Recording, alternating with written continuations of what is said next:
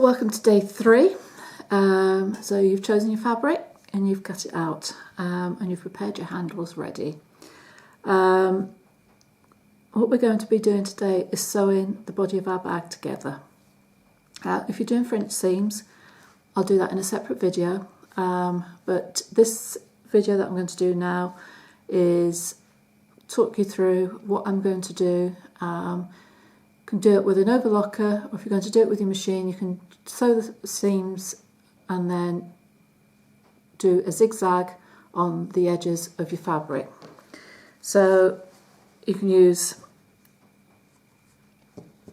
half-inch, anything from 1/4 of an inch to half-inch seam.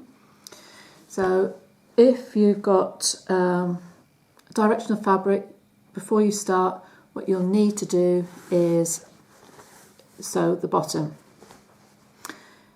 If you lay your fabric out on the table, so you have it next to each other, both sides, and make sure that the direction of your pattern is going in the same way.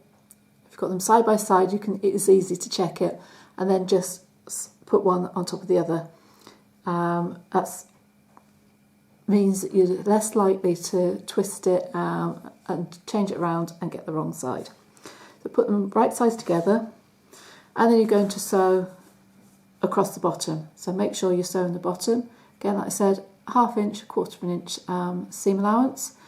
On each side of the seam, you've got your edge of your fabric. Just do a zigzag stitch on there just to secure it. I'm going to do mine on the overlocker. You're going to make sure that if you've got wrong side and right side of your fabric, that you've got right sides together. And I'm going to just stitch either side.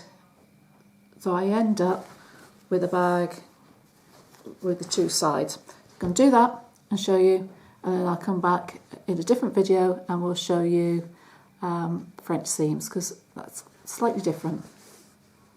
So I'm just going to go and whiz this on the overlocker. Okay, so I've just sewn either side, so it means now I've got a bag that I can turn in, and I've got my seams either side, nice and neat, because I've got the overlocker that's enclosed those. Like I said, stitch them and zigzag along the edges and you'll be fine. If you're doing it like this, where you've got non-directional fabric,